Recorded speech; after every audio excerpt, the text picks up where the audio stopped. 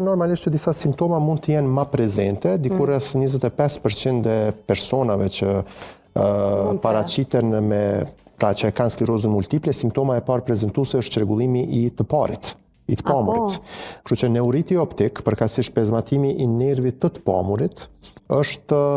në 20-30% të rasteve simptoma prezantuese e sklerozës multiple. Prandaj edhe gjithmonë kur tek oftalmologët e referojnë. Patjetër, se është, do thotë, bashkëpunimi me oftalmologët është në nivel sepse ata e njohin tani më këtë sëmundje, është edhe në